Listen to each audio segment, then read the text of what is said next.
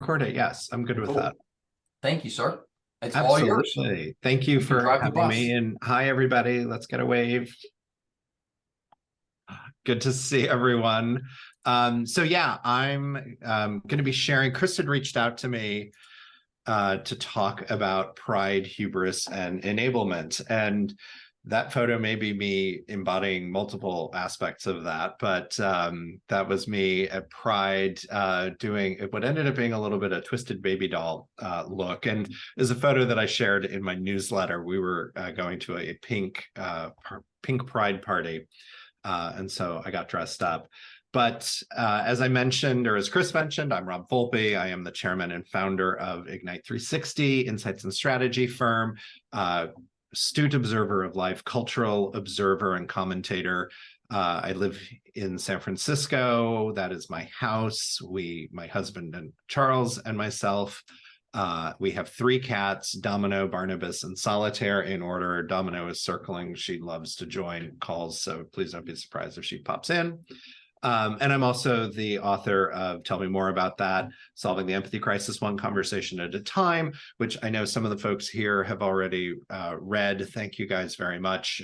It's all about empathy and the 5 steps to empathy, but I draw on my experiences doing a lot of ethnographic work in the times that I've been challenged in my life to have empathy with other people. And so it did win a Silver Benjamin Franklin Award as one of the best self-help books of 2022, which I'm just so thrilled and honored. So as I mentioned, Chris mentioned, he asked me to talk about pride, hubris, and enablement. This was from my biweekly newsletter, Reading Between the Lines, where I explored those 3 topics. It was timed to gay pride and then some other things that were going on in the news. And so I've taken that and expanded it and brought it to life. And there's a lot of different things to be thinking about as we're going through and as I'm moving through those 3 different topics. The first one is pride. And I started with this quote from James Baldwin. Everybody's journey is individual. If you fall in love with a boy, you fall in love with a boy. The fact that many Americans consider it a disease says more about them than it does about homosexuality. And what I like about this quote is that really that last sentence, and where it's saying something more about them than it does about homosexuality. And it really is about people's perceptions and the way that they view otherness and people that are different from them, and ultimately how they might use that to have power over each other. For those of you that may or may not know, a little history on the contemporary gay rights movement, as they call it, or the LGBTQ movement. Back in the summer of 1969, the police were continuing to raid gay establishments or queer establishments. The Stonewall Inn is the one that sparked what became known as the Stonewall Riots in late June, lasted for several days in New York. There were also riots in the 60s out here in San Francisco and in LA related to the treatment of gays and lesbians and their persecution, because at the time the police were able to just come in and do whatever they wanted and harass, because being gay or being homosexual was in violation of a lot of different laws and codes in different cities. But that gave birth to the gay pride parades and pride days. So this is a photo from the Christopher Street Gay Liberation Day. This is the very first parade that happened a year later and still continues to this day in New York and in many countries or cities around the country, and then also around the world, celebrating pride and celebrating and moving forward and celebrating our achievements. So if you look up pride, there's the sort of ego aspect to it, and then there's just the pride in oneself. And where the queer community comes from is that pride of just being who we are. But at the same time, people can also use those things to try to fearmonger effectively and raise concern with people that are less informed. So on the right is a photo of Anita Bryant. She was an outspoken critic of the gay community. Here in California, there was the Briggs Initiative that got on the ballot in the mid-late 70s. that was to ban gay, lesbian teachers from the classroom. And again, it's preserving parents' rights to protect their children from teachers who are immoral and who promote a perverted lifestyle. All of that sounds really similar to things that we're hearing today. And again, it's this idea about people that are in power looking for things to galvanize their base and to motivate people, to get people to turn out to vote. So what I'm wanting to do and hope you're able to start to see is sort of the larger issue and the things that are happening kind of behind the scenes. And I've got a little bit more about that. As we moved into the 80s, and I made a point to include this because tomorrow is World AIDS Day. We moved into the 80s, the AIDS epidemic started, silence equals death. We had a president that would not mention the word AIDS until well into the end of his second term, even though friends of his that worked in Hollywood were dying, notably Rock Hudson, among others. And now, things have certainly evolved in the last 40 years. There's a really good, powerful Instagram account I wanted to draw people's attention to. It's called the AIDS Memorial.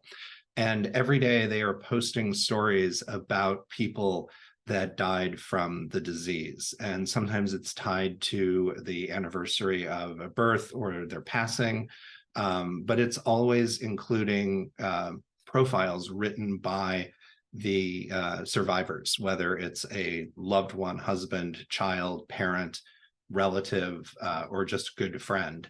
The gentleman on the left, his name is Brian Binder. He was the husband of someone who became a good friend of mine. I met David, his partner, just a few months after Brian passed away. And so I was happy to see him show up. But AIDS Memorial, the AIDS Memorial Instagram account, really powerful. But again, there was silence in the larger society. There was a lot of fear and not understanding what was going on. But there was also a lot of demonizing and shaming that was happening of people that had HIV or AIDS. So again, utilizing fear and power to diminish what could be a moment of pride or community and people coming together. And as we moved through into the 90s, then two of several watershed moments: Ellen DeGeneres coming out as gay, Will and Grace going on NBC a year later and becoming a really popular sitcom. That was the transition point of the acceptance of the gay community, and that led ultimately to the Obergefell versus Hodges Supreme Court decision in 2015, which legalized same-sex marriage in the United States.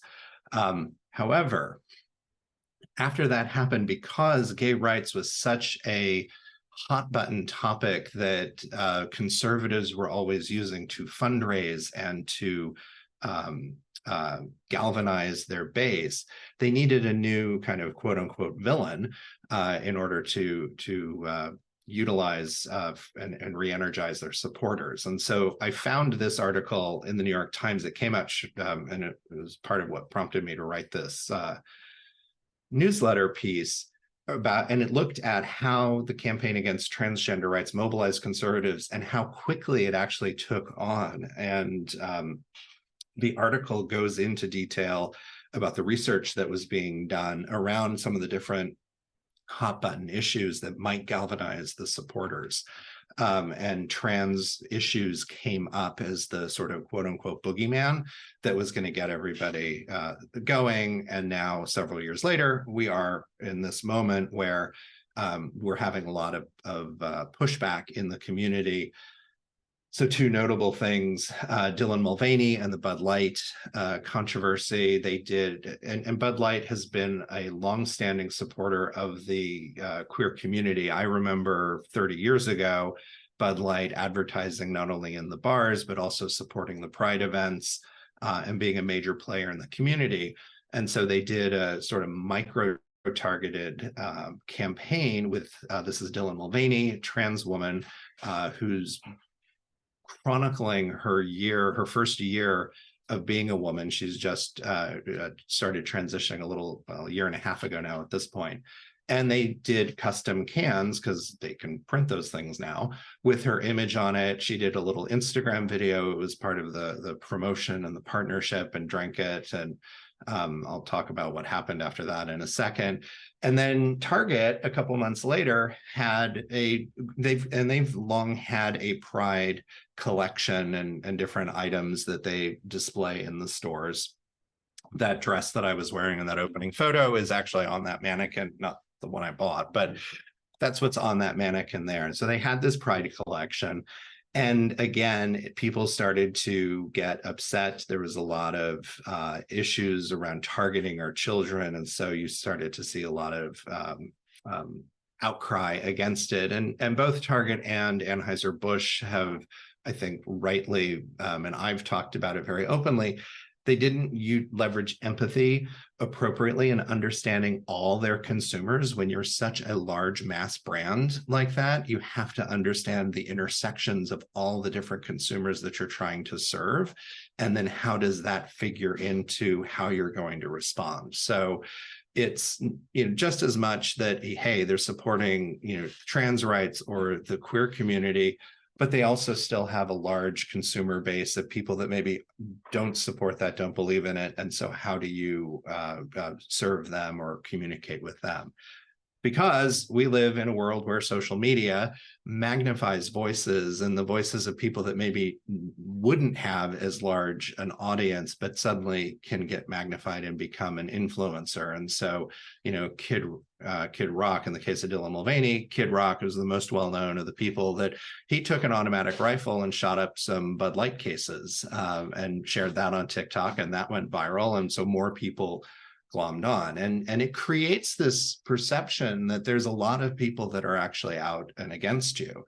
And one of the things that we're running into today is things are getting magnified disproportionately and more than they used to. And we had fewer news outlets before social media existed. And so there's a lot more noise that's actually happening in the world, and for us to sort through and kind of figure out what is actually happening and how are people feeling. And I think that's applicable for us personally as well as professionally, because we're now having to work with our clients and help them understand which way is up.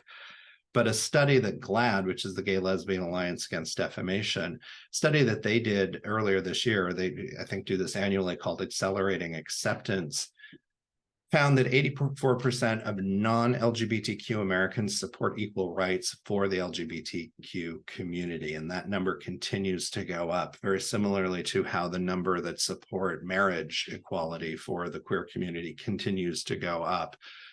So even though there is a outcrying against it, it's also, how do you keep all of that in perspective and in proportion? So how are you hearing the news? How are you hearing the information? So 4 actions that we can all take as individuals in our work in order to combat this. And this is, I used Pride as the example, partly because of what was happening in the news at the time, but it applies to all the different issues that are going on in our society. And so the first one is to be aware who is actually controlling the narrative. Looking at, okay, the conservative movement identified trans rights as the next hot button issue. They brought it up. They made it an issue rather than it actually coming up as a genuine concern. So being mindful of that. Who is actually promoting something? Where is that information coming from? Is it, because it's going through the magnifying lens of a couple different, quote unquote, influencers that are suddenly making it have more reach than it actually does? The other one is for us to always, and this is one of the 5 steps to empathy that I always talk about and write in the book, is to ask good questions and maintain a curious mind. So always asking questions about the issue. If you're, and this came up and happened quite a bit after George Floyd's murder, as people were trying to understand, and white people in particular were trying to understand racism in society, systemic racism, police brutality. Being mindful to not just go and say, hey, tell me what it's about to be gay or trans or gender fluid or whatever the topic is, but to actually do a little bit of the research and then ask a question based on something you've read or you've seen, and use that to introduce the topic and stay in a curious place, stay in an open mindset. And I think as researchers, many of us, we do that naturally, but it's to also foster that with others and the people that we talk to. Next is to trust your intuition, like actively listen, hear what people are saying, and then listen to what the voice inside your head is telling you, what might else be going on, whether you have judgment that's coming up and you need to dismantle that, or that you're actually sensing, well, wait, there's something more here and I should be curious about this. And so I'm going to ask the next question. So always actively listen. And then share the stories. We need to keep the humanity alive. It's very challenging in today's environment to maintain, and I'll talk about this in a minute, to maintain the humanity and the decency, because that's not what gets the clicks and the likes. It's not what makes the news. You know, there's that old saying, if it bleeds, it leads. In the journalism business, that's how they prioritize what's going to get covered. And quite honestly, the algorithms in social media have a very similar sense of that. The more sensational something is, the more outrage it provokes. We heard that from the whistleblower at Facebook. The more outrage that it provokes, the more likely the algorithms are going to support that. But for us, both as researchers and as individuals, sharing the stories of the individual is always incredibly powerful and can help offset the negativity, or provide clarity and context and humanity to whatever the numbers might be showing. So then I wanted to talk about hubris. I'm kind of curious. There were two maritime disasters that happened in June of this past year, and wondering which one got more of your attention and energy and intrigue. The one on the left is the migrant boat that capsized off the coast of Greece. It was coming from Northern Africa. I think it was trying to go to Italy, ended up going over by Greece. It ended up capsizing. Hundreds of people died or were missing from that ship. And shortly after that, the Titan submersible was on a visit to the Titanic and vanished. And we spent, I think it was 5 or 6 days, wondering what had happened. And, hubris here and the sort of arrogance of man really applies to the Titan. I think, the migrants are all trying to get to a better world, get to a better life. With the Titan, there was a lot of criticism around, this is a bunch of billionaires. It cost a lot of money to make that journey. There was a lot of hubris from the designer of the submersible, ignoring some of the safety regulations that are typically required and other issues that were going on. And of course, the irony that what they were trying to do was go to what I think of as the pillar of hubris, which is the Titanic herself, or the people that built the Titanic and decided to drive it full speed ahead, even though conditions weren't necessarily warranting that.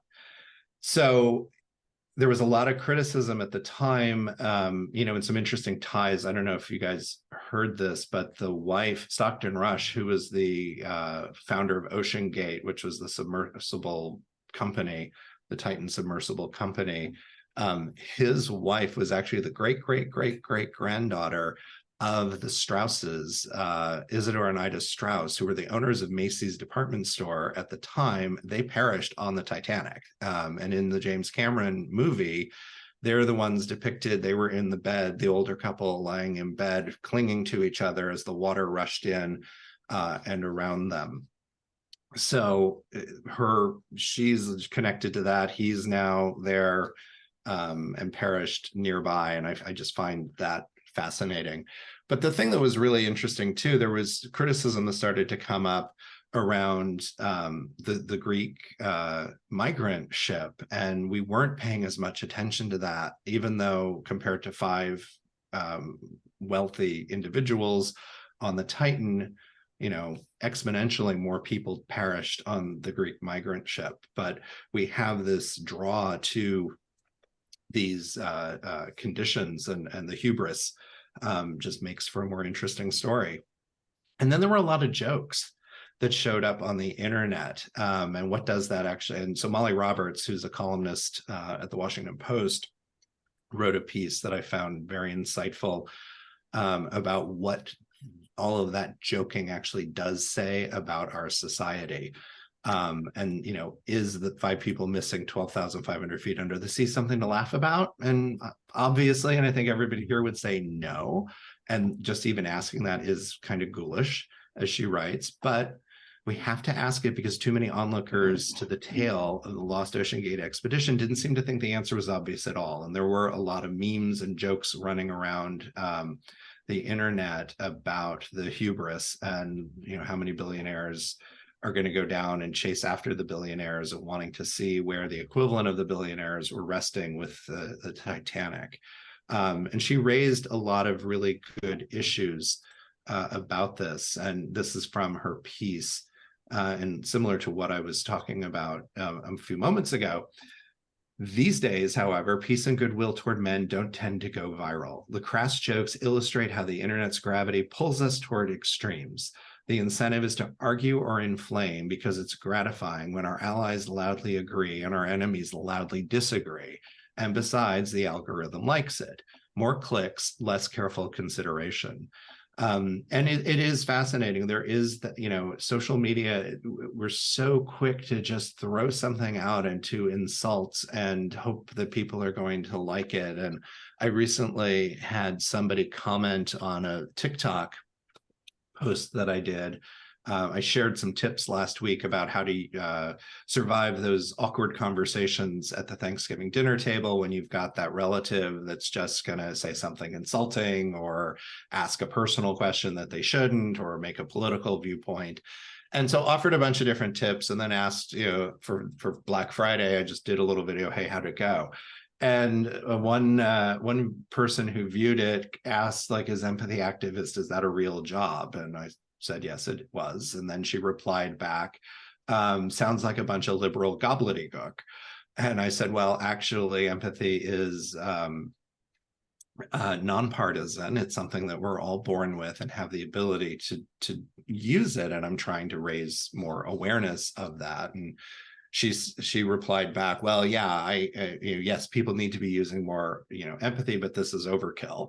And I said, well, I would like to believe that, like yourself. However, studies find that people aren't actually doing that. We see it happening kind of throughout. And it is back to this point of the crassness, the crudeness, the animosity that anonymity on the internet can produce is allowing for all of this to be inflamed, and there's less consideration. And I think that it also then fuels us to be a little bit more numb to what's actually happening. And so hubris can continue and will continue. And it does make me wonder what the next hubris might be that we experience, whether it's tourists going up into space, or if you're following self-driving vehicles, the accidents that Cruise has had and have now lost their permit to operate in California. And General Motors just announced yesterday they're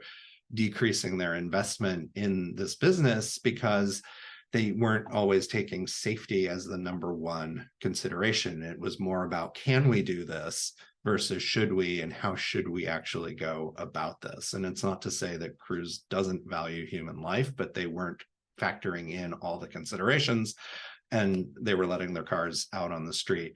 This photo is actually from an incident that happened at the beginning of November, I think. There was a pedestrian crossing the street. She got hit by one car and got thrown. Her body got thrown into a Cruise vehicle, and she got pinned underneath the car.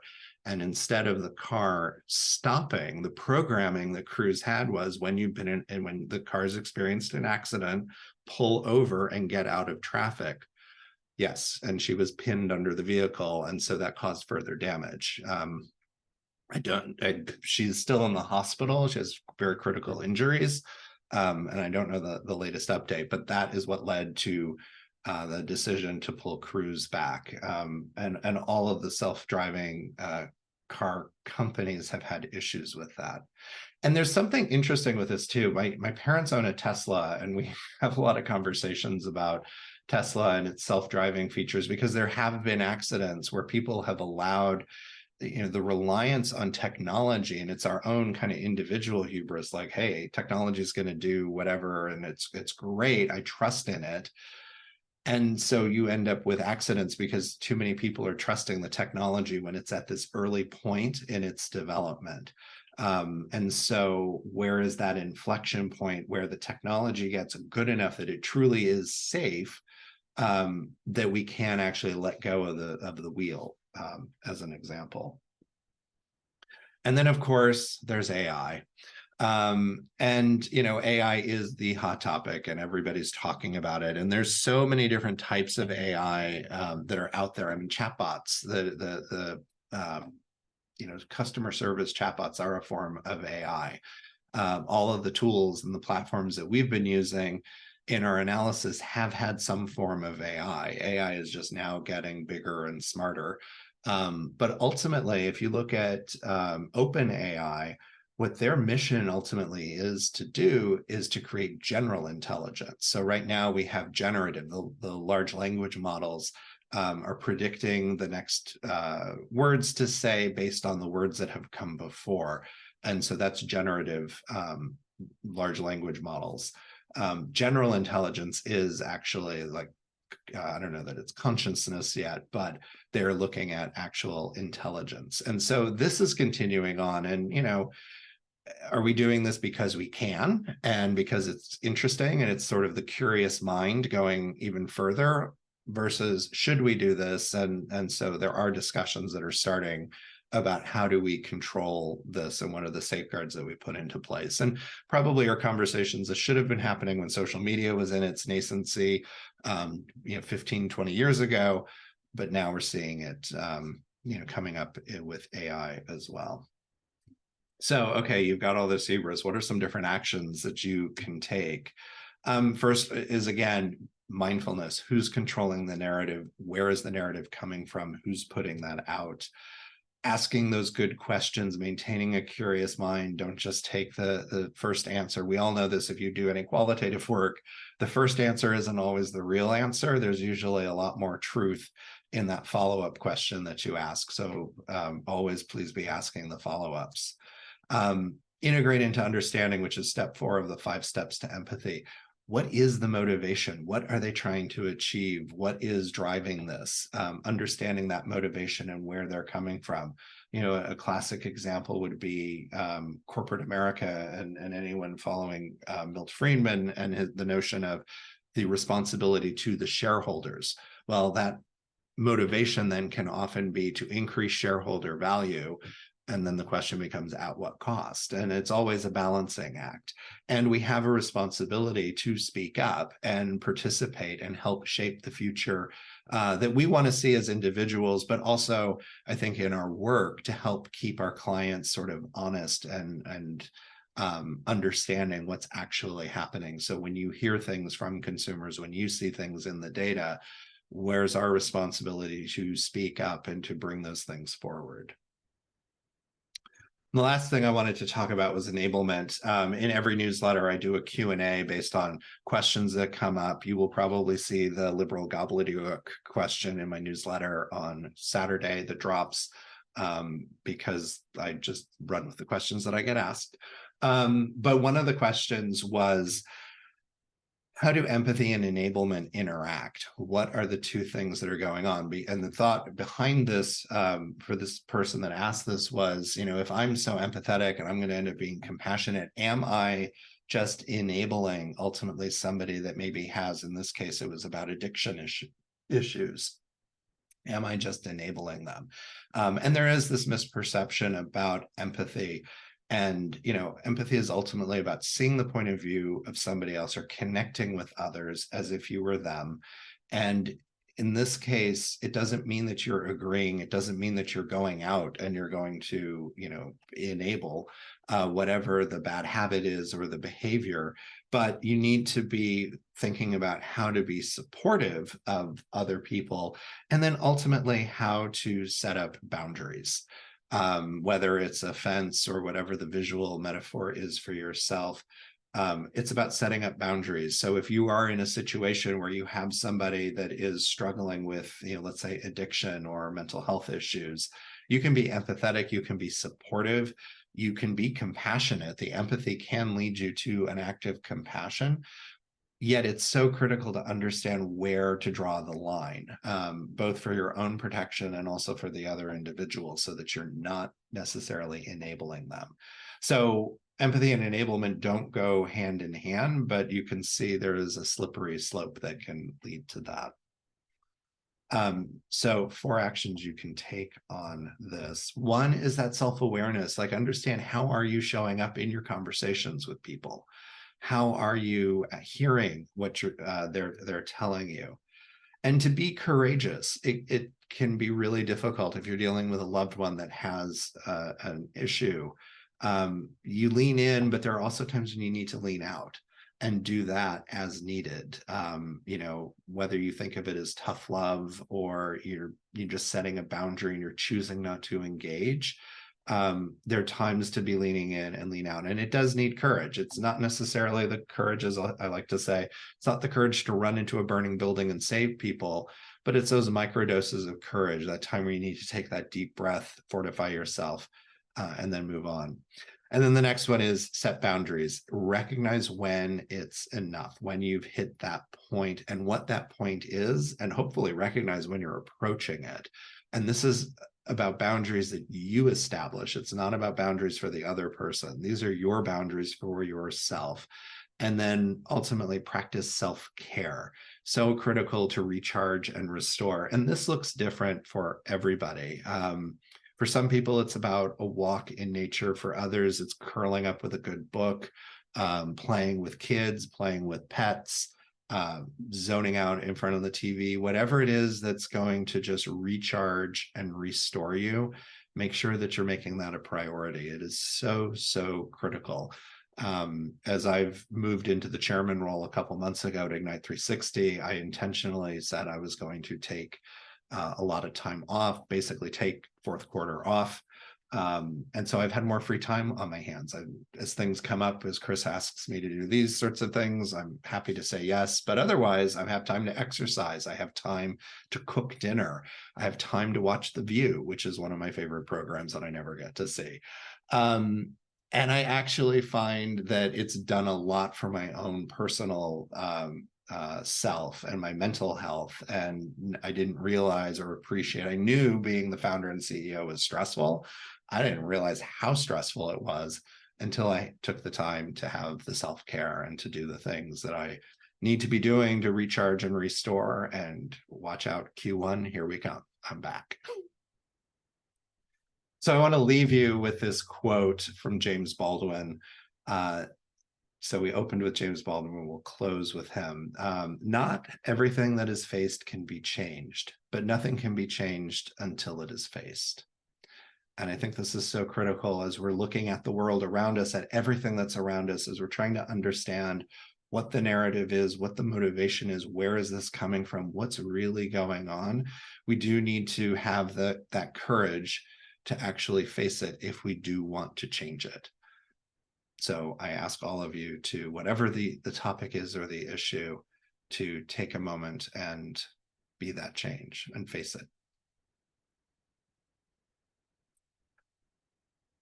I would love to hear people's thoughts, questions, comments, discuss. If you'd like to sign up for my newsletter, it comes out bi-weekly.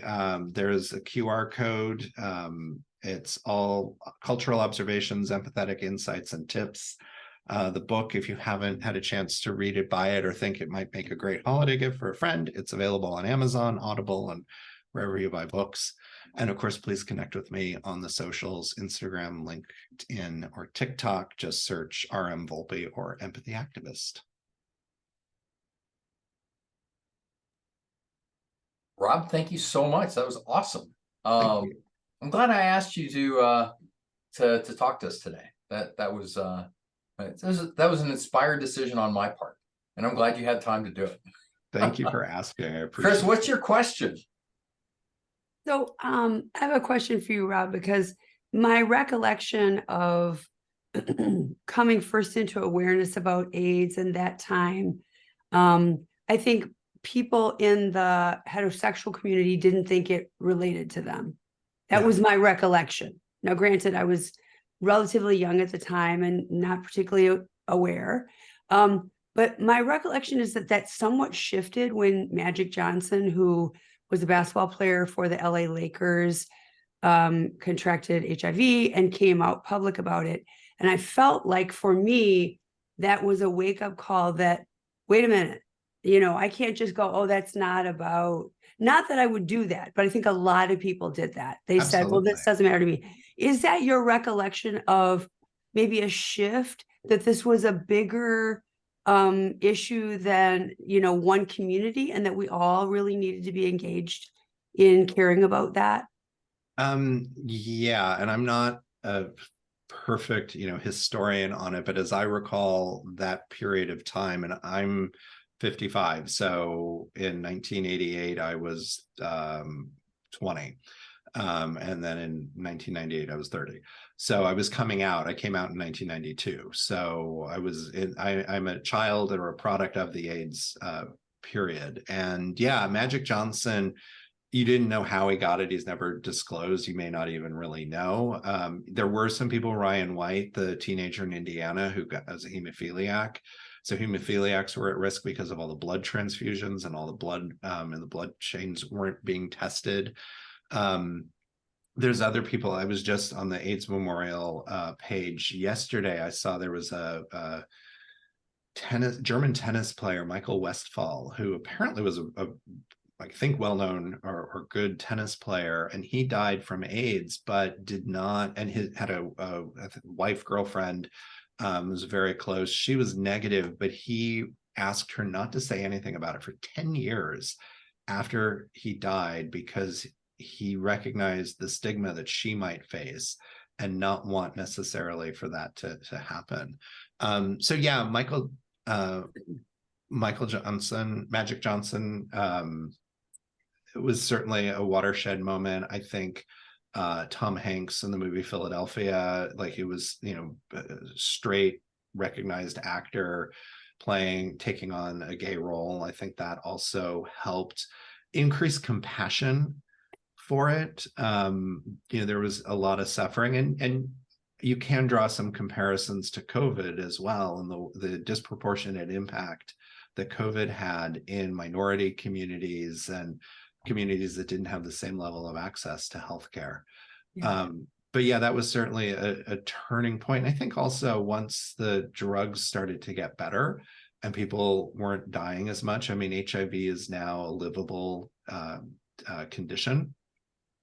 So and I know a good number, sadly, of people that have it, but they take their meds and they're living healthy, productive lives, and you would never know that they had the disease or the virus. So I think that also changed. It stopped becoming, there weren't funerals, daily for people, and I think that also made a difference. I think it has been helpful for people who, and Janet wrote in the chat about Princess Diana, and of course Elton John has been a very visible fundraiser for HIV/AIDS. And I think it has been important that some of the people who have had a platform to elevate the awareness and make it a more well-known topic, I think has really also been helpful. I just wondered about what your perspective. So thank you for sharing that. Yeah, absolutely. And I think those are all could come, just like scrolling through the chat to see what I missed. And yeah, Janet, I agree. Princess Diana did a lot to help normalize it, to just take away the fear. But then you have to ask, like, well, where was the fear coming from, and who was generating that? Well, it was a community that was already disenfranchised and viewed as other and negative, and society has come a long way.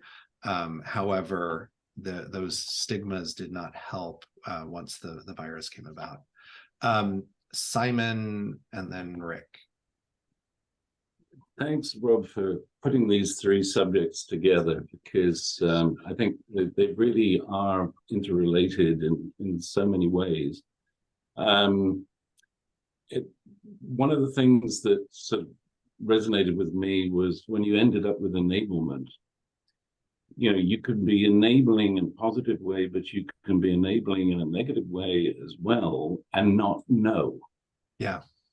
And what comes to my mind is that I have a daughter who is gay teacher, so she wouldn't have been able to practice all those years ago. Single mom too. And she wrote to me a few months ago and said how she would never want to live in Florida because she'd never want to live in a place that didn't want her or people like her. And it struck me then that there was actually, there is a body, an industry body in the market research industry that holds a lot of conferences in Florida.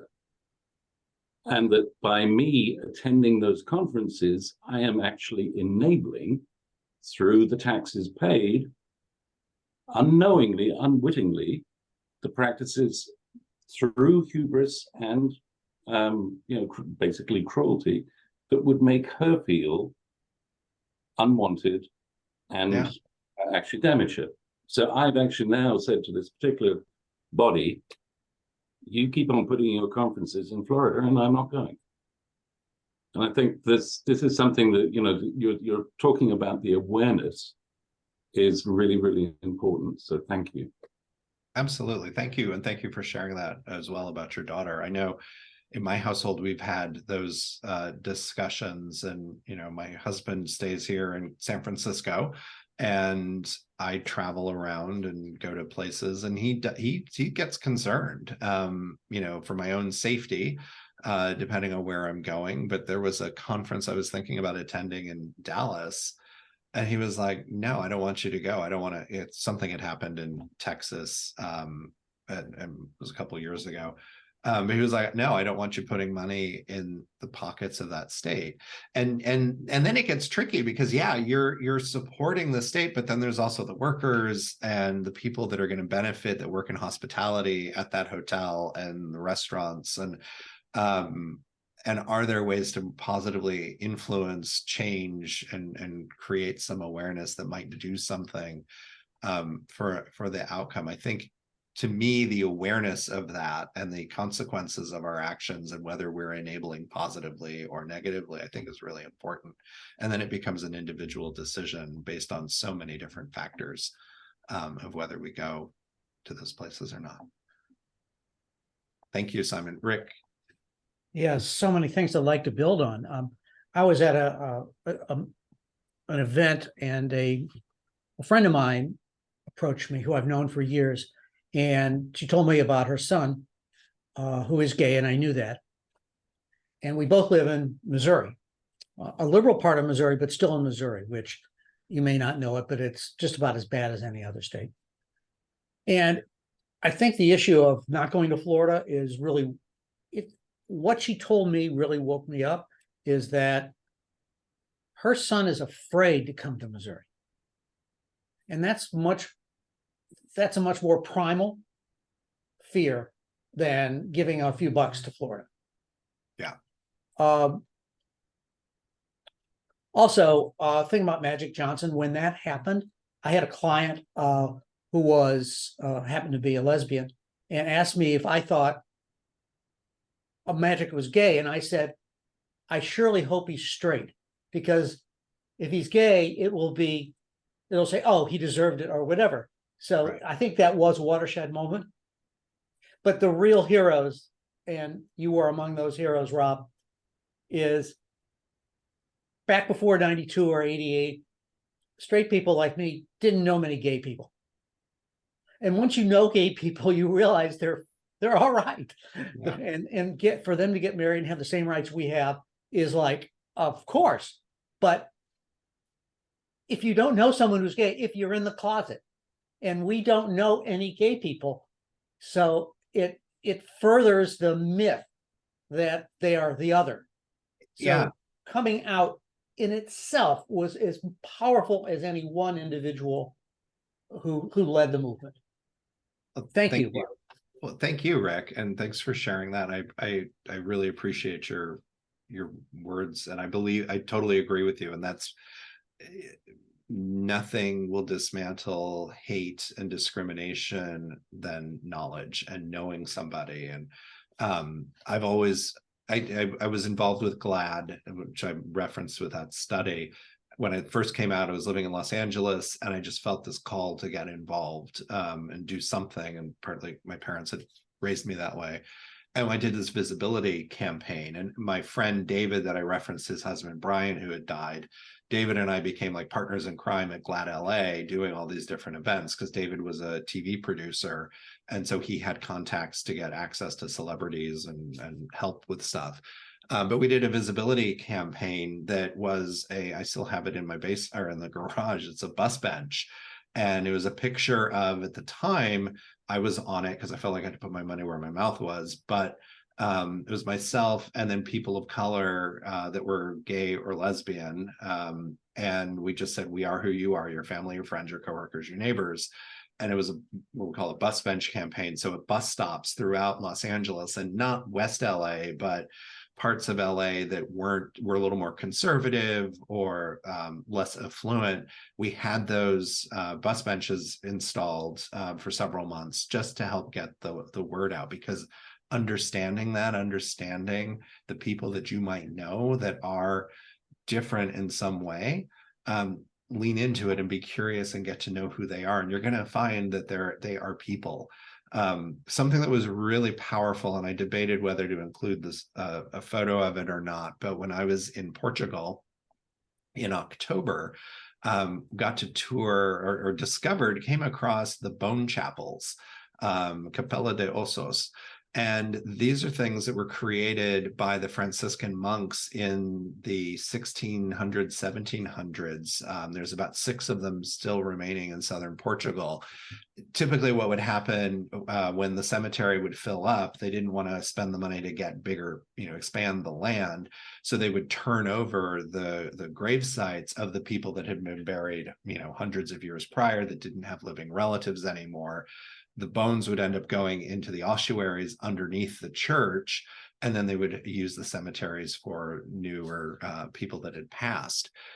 Some Franciscan monks decided they were unhappy with the materialism that was going on in society back then in Portugal or the Iberian Peninsula. And so they had these bone chapels created. And so they are off to the side of the church. They are chapels of varying sizes, and they are lined with the bones of the people that they had exhumed from the cemeteries.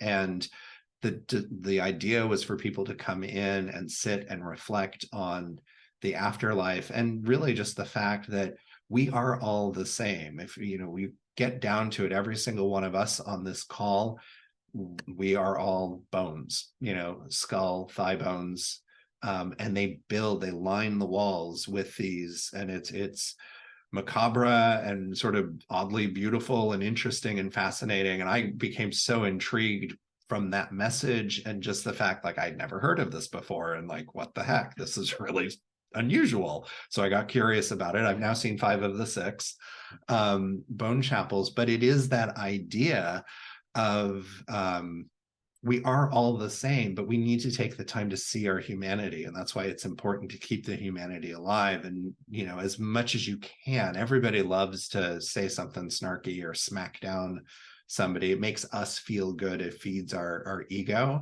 But as much as we can, try to take more of a supportive side and question. So thank you, Rick. I appreciate that. Rick, thanks. Rob, awesome session. I really appreciate it. I love Laura Bright's comment. Come see the mommies in Mexico. It's cracked me up. I see it says mummies. That was an afterwards, autocorrect. It's mummies. I got it. If you want to talk about bones, come see the mummies. Some of them still have growing hair and nails. Yeah. Ooh, weird. That's weird because I can't grow hair. So that's amazing. And don't forget the nuns in the crypts in Ireland who still have flesh on them after 600 years. Wow. No, dude. Let's see that. Ugh. You guys are dark. All right, Rob, that was awesome. Next week, guys, and it's recorded, so I'll share that. And then next week we've got Lisa Harwich, who's going to talk about data privacy to us. So